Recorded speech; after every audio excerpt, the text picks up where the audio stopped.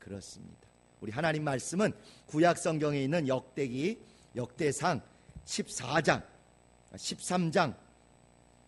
5절부터 14절까지 말씀을 같이 읽으시겠습니다. 구약 성경 631페이지에 있는 역대상 13장 5절부터 14절까지 오늘은 분량이 좀 되니까 서로 한 절씩 교독해서 읽으시도록 하겠습니다.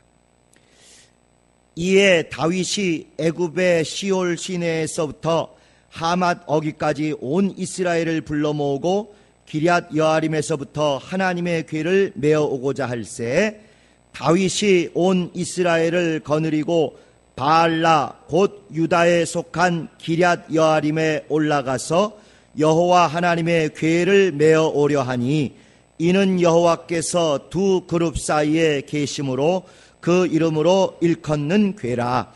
하나님의 궤를 새 수레에 싣고 아비나답의 집에서 나오는데 우사와 아히오는 수레를 몰며 다윗과 이스라엘 온 무리는 하나님 앞에서 힘을 다하여 뛰놀며 노래하며 수금과 비파와 소고와 제금과 나팔로 주악하니라. 기돈의 타작마당에 이르러서는 소들이 뛰므로 우사가 손을 펴서 궤를 붙들었더니 우사가 손을 펴서 궤를 붙들물 인하여 여호와께서 진노하사 치심에 우사가 거기 하나님 앞에서 죽으니라. 여호와께서 우사를 충돌하심으로 다윗이 분하여 그곳을 베레스 우사라 칭하니 그 이름이 오늘날까지 이르니라. 그날에 다윗이 하나님을 두려워하여 가로되 내가 어찌 하나님의 궤를 내 곳으로 오게 하리요 하고 궤를 옮겨 다윗성 자기에게 메어 드리지 못하고 치우쳐 가드 사람 오벳 에돔의 집으로 메어 가니라. 하나님의 궤가 오벳 에돔의 집에서 그 권속과 함께 석 달을 있으니라. 여호와께서 오벳 에돔의 집과 그 모든 소유에 복을 내리셨더라. 아멘. 다 몇 번씩 들어보신 적이 있는 그런 성경 구절입니다. 두 가지가 아마 이 구절에서 생각나실 거예요.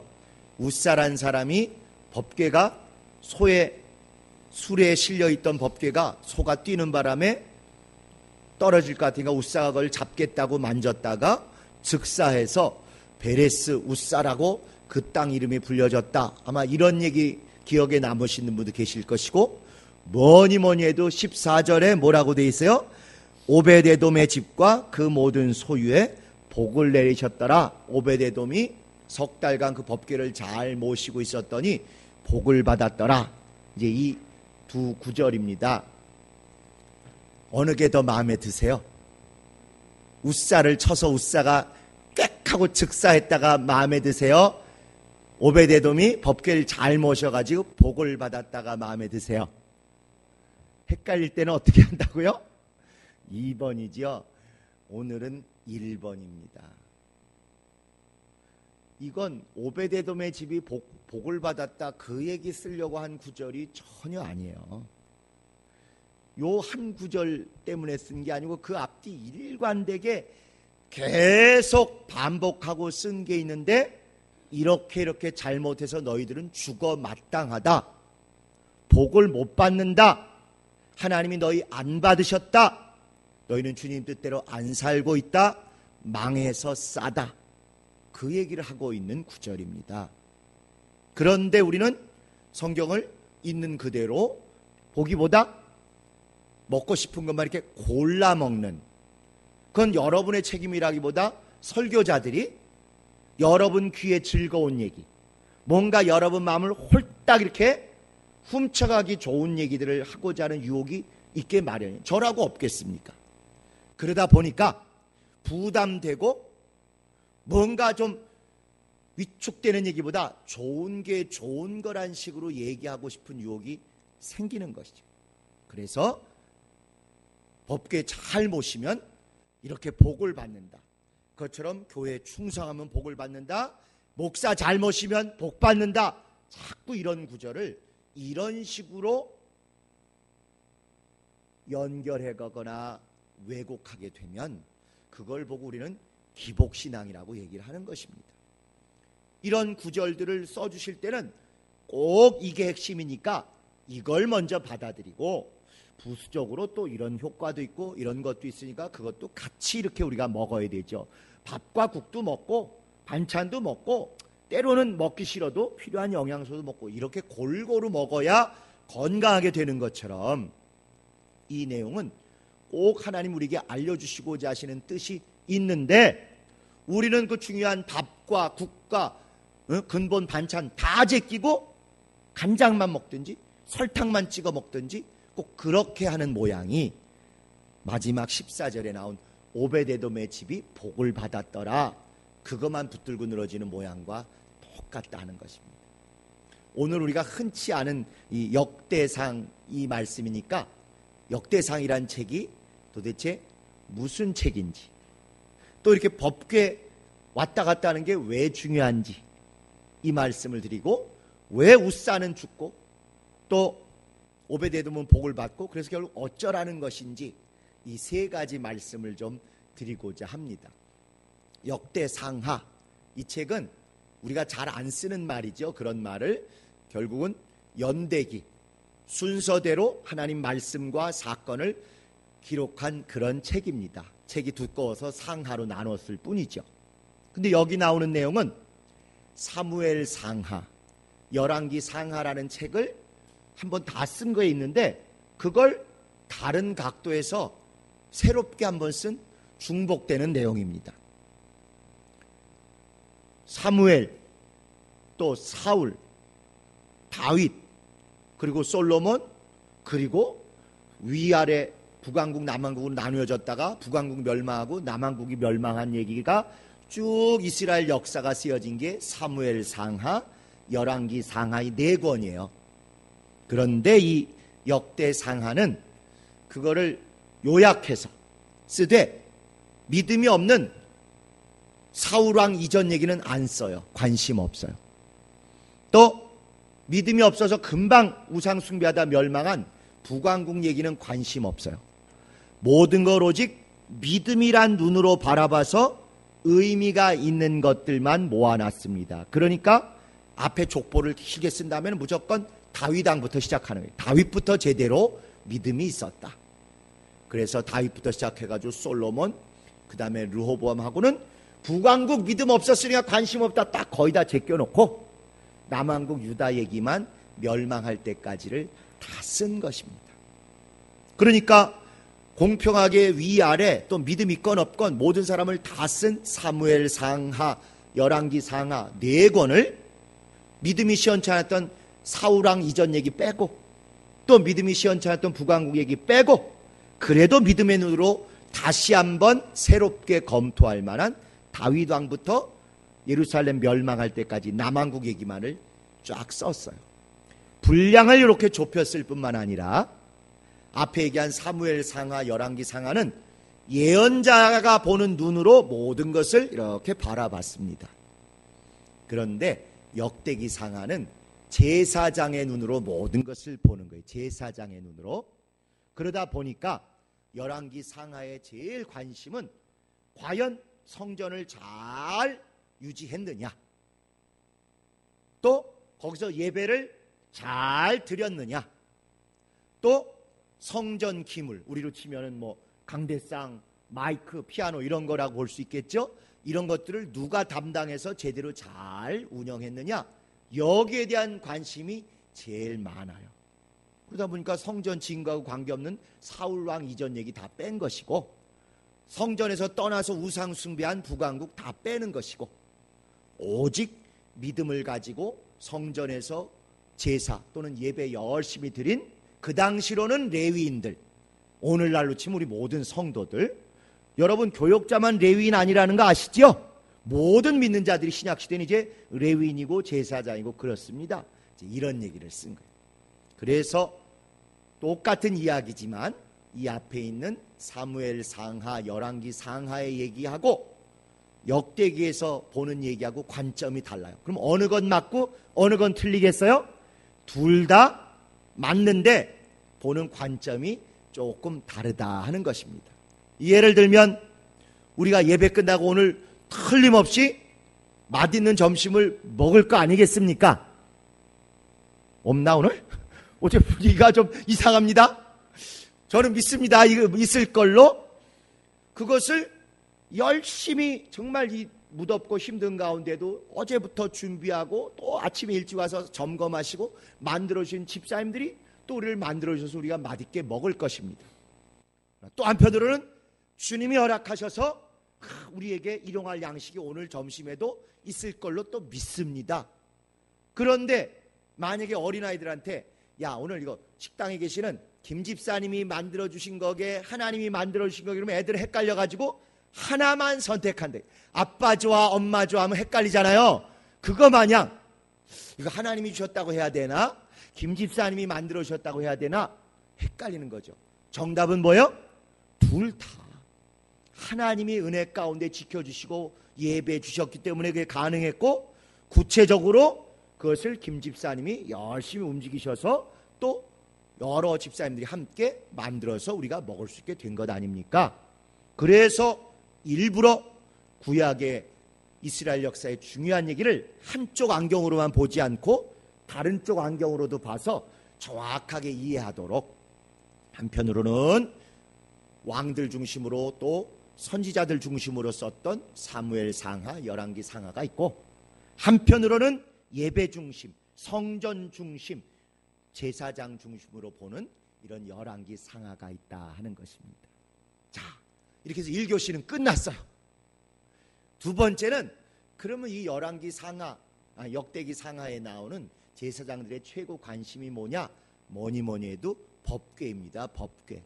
잘 아시는 대로 하나님은 당신을 눈에 보이는 물건으로 바꿔치기 하지 말라고 십계명부터 말씀하셨잖아요. 이름이 중요한 거지 얼굴 그리고 돌로 나무로 하나님 새기는 거는 우상 숭배지 절대 제대로 된 믿음이 아니더라고 처음부터 말씀하셨어요. 그러나 그럼에도 불구하고 이름을 쫓으라는데 이름이 눈에 안 보이잖아요.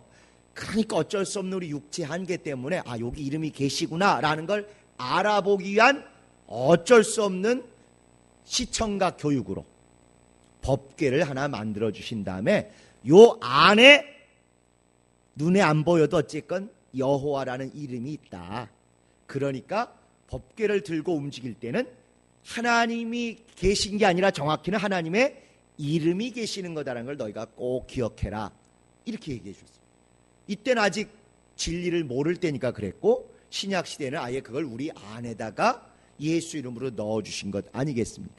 그러니까 아무리 하나님이 너희와 함께한다 하는데도 실감이 안 났던 거예요. 이 사람들은. 그러니까 이름으로 함께한다 하는데도 이름이 눈에 안 보이지 않습니까 하나님? 이렇게 하니까 여러분들이 아이들에게는 결국 그림도 좀 그려줘야 되고 뭐 또 물건도 만들고 하면서 이게 하나님이 하신 방주다 이렇게 자꾸 뭘 보여줘야 되지 않습니까? 그것처럼 이스라엘 사람들에게 내가 너희와 함께한다. 근데 내가 몸뚱아리로 함께하는 게 아니라 이름으로 함께한다. 그런데 이름으로 함께한다는 게 그렇게 실감이 안 나지. 그러면 어쩔 수 없는 맛보기처럼 이렇게 법궤라는 상자 하나를 만들어 줄 테니까 여기 안에 내 이름이 있다고 이해해라. 이렇게 아주 오랫동안 가르쳐 주셨어요. 그러니까 그들이 전쟁하러 나갈 때 하나님이 우리와 함께 하신다 했는데 안 보여. 딴 데는 신의 모양을 들고 나오는데 자기들은 가지고 나갈 게 없잖아요. 그러니까 하나님이 우리와 함께 하신 건 이름이 함께 하시는 거다. 이름으로 나간다는데도 또 안 보이니까 너무 섭섭한 거예요. 그래, 그러면 이름이 여기 있다는 뜻으로라도 법궤를 끌고 항상 법궤가 전쟁 나갈 때 맨 앞에 나갔던 것이죠. 그러니까 법궤가 나가면 궤짝이 나가는 게 아니라 뭐가 나가는 거예요? 하나님의 이름이 나가는 것이고 거기 하나님의 이름이 나간다는 것은 결국 누가 나가는 거예요? 하나님이 나가시는 거다 하는 것입니다. 어쩔 수 없어요. 이때 이 사람들 아직 예수를 눈으로 영혼으로 확실히 맛볼 때가 아니다 보니까 예표로서 하나님 근데 물건으로는 보이게는 못 만들게 했으니 대신 이름을 부르라고 해서 이름은 부르는데 그래도 눈에 보이는 뭐가 좀 필요한 것 같아서 어쩔 수 없이 법궤 상자 만들어주고 그 안에 이름이 있다라고 약속해 주셔서 모든 중요한 일 할 때마다 법궤를 들고 나가면서 괴짝이 나가는 게 아니라 그 속에 있는 하나님의 이름이 우리와 함께하고 우리를 앞서 진행하시는 것이고, 하나님의 이름이 나간다는 것은 하나님이 나가시는 것이고 하나님이 우리와 함께 하시는 것이다. 이걸 철저히 배웠습니다. 그런데 믿음이게 맨날 똑같지 않고 오르락 내리락 하다 보니까 결국 그 안에 하나님의 이름이 계신다, 결국 하나님이 우리와 함께 하신다, 이걸 믿어야 되는데 믿음이 시원찮을 땐요 그건 날아가고 결국 괴짝이 나가면 하나님이 나가는 거야. 우리 무조건 괜찮지, 이 법궤만 나가면 무조건 하나님 우리와 함께해서 다 해줄 것이야, 이런 착각을 하는 거예요. 이렇게 되면 이게 신앙이 아니고 이제 종교심이 되는 것입니다.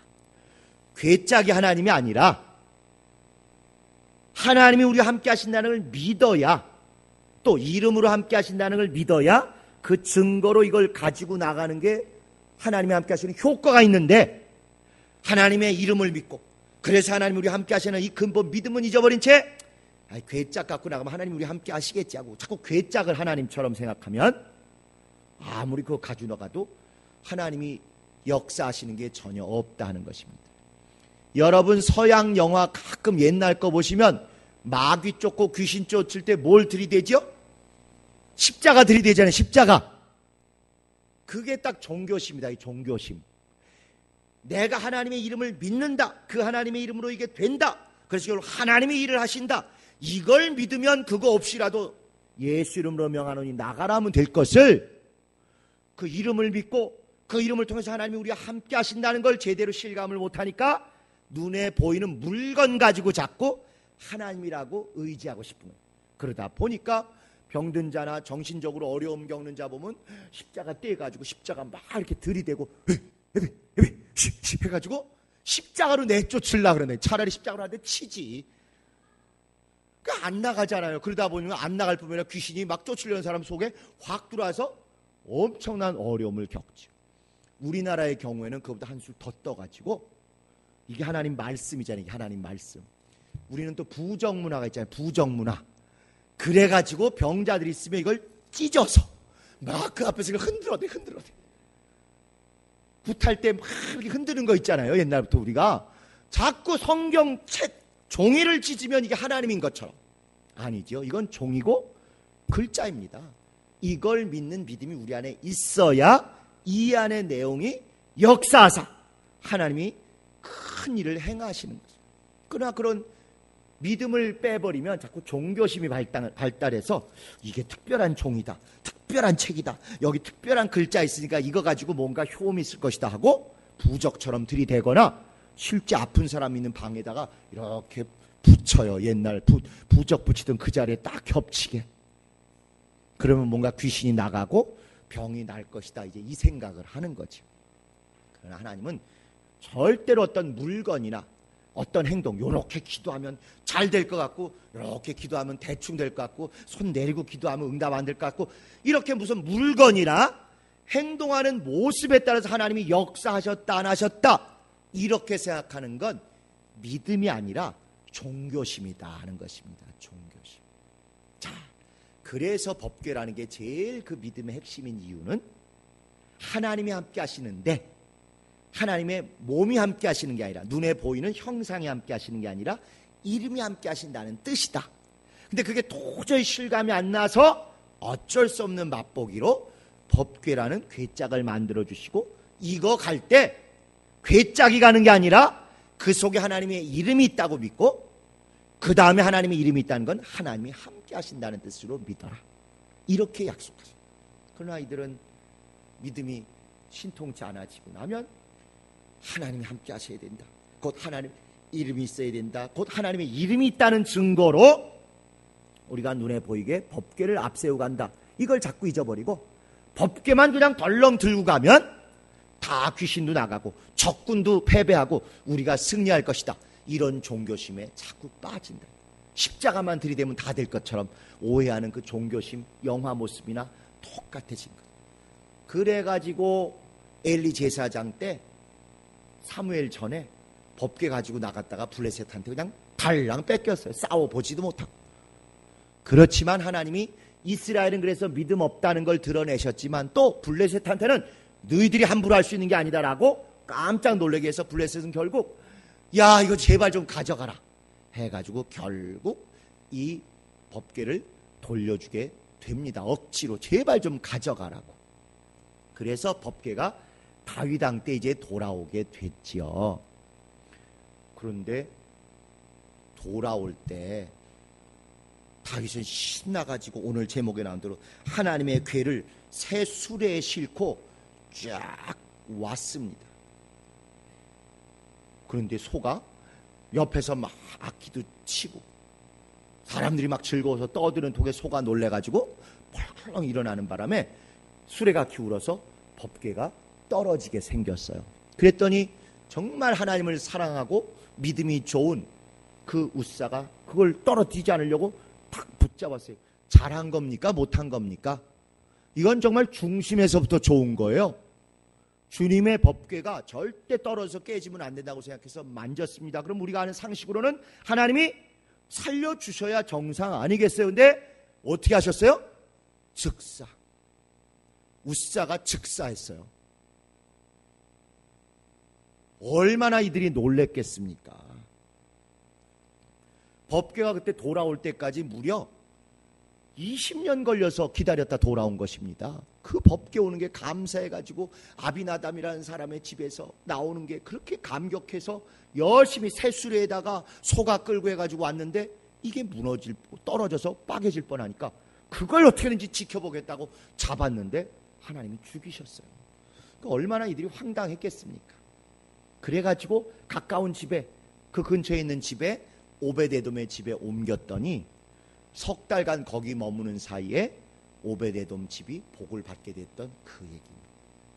도대체 왜? 좋은 뜻으로 하나님의 법궤, 하나님의 이름이 있는 그것을 빠개지지 않도록 지켰던 웃사는 죽고 왜 오베데돔은 복받고 이런 얘기들이 필요한가? 그 앞뒤의 얘기에 결국 핵심은 뭐냐면 우리 오늘 찬송가 아까 431장 기억하시는지 모르지만 내 주여 뜻대로 행하시옵소서. 아무리 좋은 뜻이고 좋은 얘기, 좋은 일을 하려고 해도 하나님 뜻대로 하지 않으면 망하는 것이고 하나님 뜻대로 해야만 엄청난 위기와 두려움 가운데 살 길이 열린다는 걸 보여준 것입니다.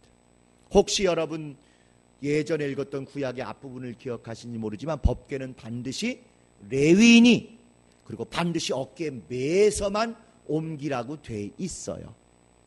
레위인 중에도 어떤 특별한 가문, 고핫 자손들만 꼭 하도록 이거는 하나님 뜻대로 법대로 이래야만 된다고 했습니다. 그럼에도 불구하고 이스라엘 사람들이 신앙이 투철하지 않을 때 항상 종교심으로 자기가 볼 때 이게 훨씬 좋은 거다, 훨씬 대단한 거다, 내 정성을 더 바친 거다 하면 주님 뜻대로인가 아닌가를 생각 안 하고 뭐가 더 비싼 건가, 뭐가 더 있어 보이는가, 뭐가 더 내가 하기 좋아하는 유형인가, 이걸 가지고 하나님을 억지로 섬기려는 유혹이 있었던 것이지. 그래서 이 13장, 14장, 15장에 제일 많이 나오는 표현이 뭐냐면은 자 5절 한번 보세요. 아까 우리가 읽은데 13장 5절 보시면 끝부분에 하나님의 궤를 메어오고자 할세 꼭 어깨에다가 이렇게 메어서 오는 게 율법에 나와 있는 법입니다. 또 6절에도 뒷부분에 여호와 하나님의 궤를 메어 오려고 하니 메어 오는 거예요.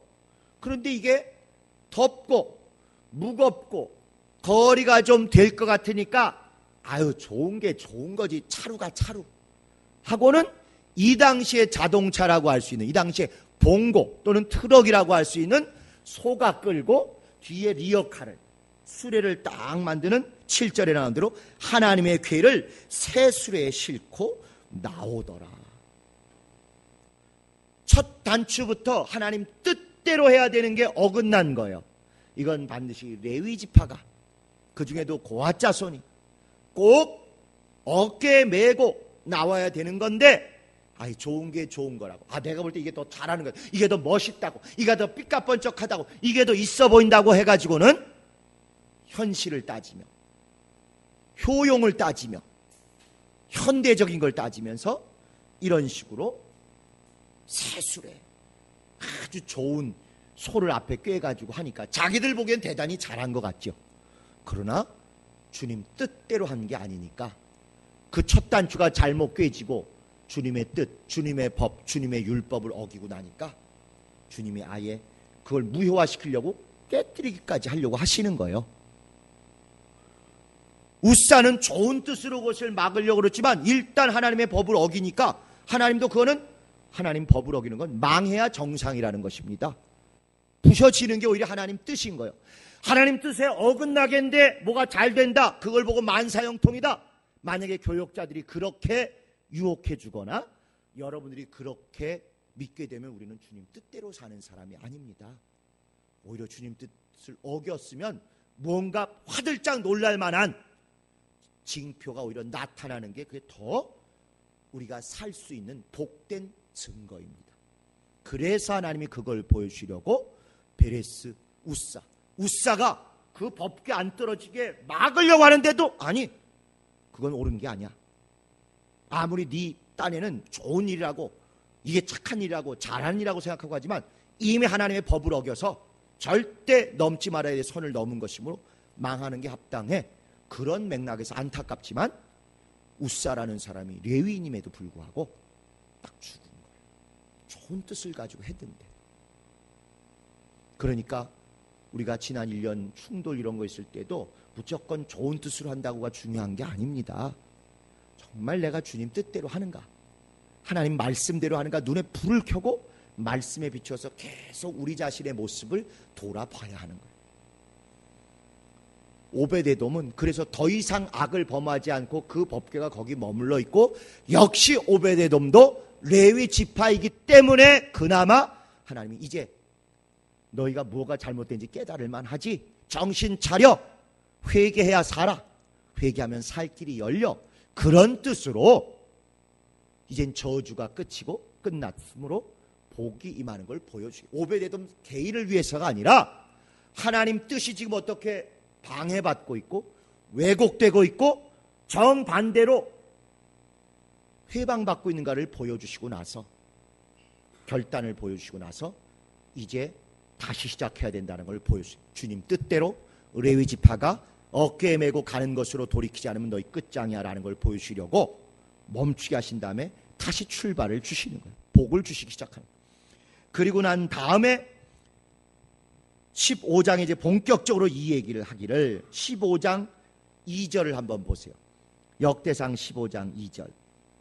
가로되 레위 사람 외에는 하나님의 궤를 맬 수 없나니, 다시 시작하라. 이게 다시 첫 단추부터 주님 뜻대로 다시 하나님의 궤를 메어야 한다.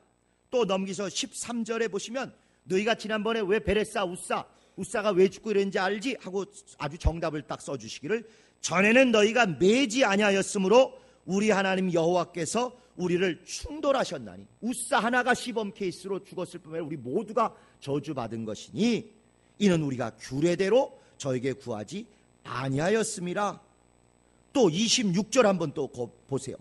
하나님이 여호와의 언약궤를 맨 레위 사람을 도우셨으므로. 계속 이 13, 14, 15장의 핵심은 하나님의 법궤는 하나님이 함께 하시는 증거요, 하나님의 이름이 있는 것이지 법궤 자체가 만능이 아니다. 법궤가 부적이 아니다. 법궤가 만사형통의 도구가 아니다. 그 안에 하나님의 이름이 있고 하나님이 계시다는 걸 알고 하나님 뜻대로 모셔야 되는 것이지, 믿음은 없고 하나님은 무시하고 하나님의 이름은 잊어버리고 그것만 달랑 들고 나가면 다 저절로 된다고 만사형통으로 착각하면 그건 신앙 아니다. 그건 종교심이고 미신이고 망하는 길이다라는 게 법궤를 통한 하나님의 신앙 교육입니다. 그래서 법대로, 믿음대로, 율법대로 레위 지파가 어깨에 메고 가야 될 것을 좋은 게 좋은 거라고 편하게 쉽게, 오늘 우리는 이렇게 원래 했다고 그런 식으로 대충 해서 법을 어기니까 아무리 좋은 뜻으로 그 뒷수습을 하려고 해도 여지없이 하나님이 그걸 깨뜨려 버리시더라 이거예요. 그 사람을 아예 죽여버리시더라 이거예요. 그러고 난 다음에 정신 차리고 뜨끔해서 아니구나, 우리가 뭘 잘못했구나, 다시 시작해야 되겠구나 하고 제대로 레위 사람 집에 모셔놓고 출발을 하려고 하니까 그때부터 복을 주시고 너희가 지난번에 주님 뜻대로 안 했다, 매여야 되는데 매지 않고 쉽게 거저 먹으려고 종교심으로 미신적으로 또는 현대적으로 타락한 마음으로 대충 했기 때문에 죽는 사람이 나왔다. 이제 다시 시작해라 해서 비로소 레위 사람들이 메고 예루살렘에 모시게 됐던 것입니다.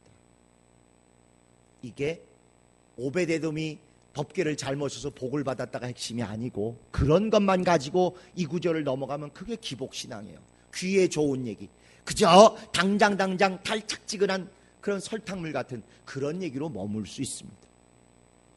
우리가 무엇을 하느냐도 중요하지만 주님 뜻대로 했느냐, 정말 좀 손해나고 힘들고 돌아가는 것 같아도 주님 뜻대로 했으면 하늘에서뿐만 아니라 땅에서도 반드시 영원한 복과 땅의 은혜가 넘치게 되겠지만, 주님 뜻대로 안 하면 하늘은 말할 것도 없거니와 땅에서조차도 어긋나야 정상이고 어려워야 정상이고 무언가 부담스러워야 정상인 게, 그게 우리가 바라는 정말 장성한 자의 믿음입니다. 저라고 왜 여러분에게 이렇게 해서 복 받으세요, 이렇게 해서 물질 넘치게 해서, 이렇게 해서 건강하게 해서, 이렇게 해서 그냥 아들 딸들 다 결혼 잘하고 다 취직 잘하고 다 좋은 아파트 사게 해주세요, 왜 이런 말씀 드리고 싶지 않아요? 정말 진심입니다. 그런 게 이루어져야 우리의 믿음이 정말 평안하고 즐겁게 잘 갈 수 있죠. 그러나 그거보다도 더 중요한 건 정말 주님이 원하시는 주님 뜻대로, 법대로, 말씀대로 되느냐 안 되냐를 매일매일 우리가 고민해보고 상고하고 노력하는 것, 여기에 최고의 축복과 최고의 기쁨과 최고의 영광이 우리에게 기다리는 것입니다. 할 수만 있으면 저는 여러분 모두가 각 한 달에 한 번씩 있는 우리 교회 협의회 회의에 다 참석해 보시면 어떨까, 그런 생각도 들어요. 거기는 목사 말이라고 그냥 통하는 게 아닙니다. 모든 참여한 분들이 다 나름 이게 믿음이 아닐까요? 우리가 배운 믿음이 이거 아닐까요? 성경에 비춰보면 이게 맞지 않을까요? 계속 누구도 제한 없이 막 어떤 문제를 놓고 고민하고 이야기하고 대화하고 토론하고 생각해보고 그러는 가운데 누가 얘기했으니까 무조건 그 뜻대로 가는 게 아니라, 우리가 같이 듣고 생각해보니까 이게 주님 뜻이 맞겠다, 이게 성경에 맞겠다, 그래 전에는 우리가 이렇게 했지만 이번에는 이렇게 해보십시다 하고 주님 뜻에 1cm라도 더 주님 뜻에 가까운 것이 항상 결론이 되도록 그렇게 노력하는 것으로 우리 교회 협의회 회의와 우리 교회가 새롭게 출발하는 것 같이 좀 꼭 보셨으면 좋겠다는 마음이 있습니다. 여러분, 온 교회뿐만 아니라 여러분의 가정, 또 여러분의 매일의 생활에서도 참 하나님, 이럴 때는 어떻게 하는 게 말씀대로 가는 걸까요? 요건 어떻게 해야 주님이 기뻐하시는 주님 뜻에 합당할까요? 이걸 계속 좀 물어봐 주시기를 바랍니다. 기억하시는지 모르지만 작년 말 금년 첫 주에 제가 드린 말씀이 3가지를 꼭 물어보라고 이렇게 부탁을 드렸습니다. 첫 번째는 예수님이라면 어떻게 하셨을까? 이 경우에 예수님이라면 어떻게 하셨을까 하고 예수님의 이야기가 떠올리도록 물으셔야 됩니다. 두 번째는 성경에 이것과 관련된 어떤 구절이 써 있을까?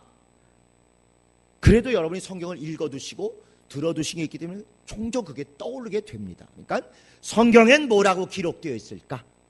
세 번째는 성령께서는 정말 이걸 합당하다고 여기시고 인도해 주실까? 이걸 한번 꼭 다시 상기해 보셨으면 좋겠습니다. 1년의 반이 지났고 이제 하반기에 은혜 받고 다시 새로운 마음으로 예수 그리스도 우리의 시작을 다시 한번 우리가 보고 가는 것처럼 1월 첫 주에 함께 나눴던 그 말씀대로 베레스 우사같이 주님 뜻에 어긋나서 좋은 뜻으로 시작해도 망하는 길을 택할 것인가, 오베데돔처럼 잘못된 것을 돌이켜서 새 출발이 복으로 되게 할 것인가, 이걸로 우리가 7월을 다시 시작했으면 좋겠습니다. 예수님이라면 어떻게 하셨을까? 성경에는 과연 뭐라고 말씀하고 계실까? 성령님께서 우리의 이 길을 기뻐하시고 역사해 주실까? 이 물음으로 우리 주일 모임뿐만 아니라 일주일의 모든 생활에 주님 뜻대로, 주님 법대로, 주님 인도하심대로 선거하는 여러분 되시기를 예수 이름으로 축원합니다. 다 같이 기도하실 때 하나님, 내 몸에 밴 타성이나 습관이나 그저 편리한 것을 쫓는 종교심이나 미신이 아니라 말씀과 성령을 쫓는 주님 뜻대로 하는 신앙으로 다시 범사를 돌아보고 새 출발하는 데 성공할 수 있도록 다 같이 동서로 기도하시겠습니다.